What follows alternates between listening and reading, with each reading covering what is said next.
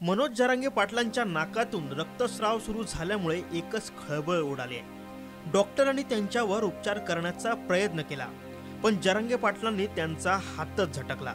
ज्यावेळी डॉक्टर उपचारासाठी आले तेव्हा नेमकं काय घडलं, जरांगे पाटील आणि डॉक्टर यांच्यात नेमका काय संवाद झाला, हे या व्हिडिओतून जाणून घेऊयात। मनोज जरांगे पाटलांच्या उपोषणाचा आज 5वा दिवस।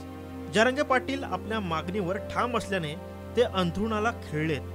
त्यांच्या नाकातून रक्तस्राव सुरू झाल्याने डॉक्टरही प्रचंड घाबरलेत। या धक्कादायक प्रकारानंतर डॉक्टरांनी त्यांच्यावर उपचार करण्याचा प्रयत्न केला, पण जरांगे पाटलांनी डॉक्टरांचा हातच झटकला।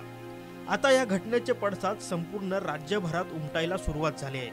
धाराशिव, नांदेड आणि सोलापूरसह राज्यातील काही ठिकाणी बंदची हाकही देण्यात आली। त्यामुळे आता डॉक्टर आणि राज्य सरकारची पुढील भूमिका काय असेल हे पाहणंच महत्त्वाचं ठरणार आहे।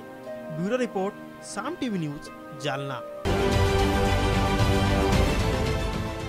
देश विदेशातील प्रत्येक घडामोडींचे लाईव्ह अपडेट मिळवण्यासाठी आता साम टीव्हीच्या सर्व सोशल मीडिया प्लॅटफॉर्मला लाईक, फॉलो आणि सबस्क्राईब करा।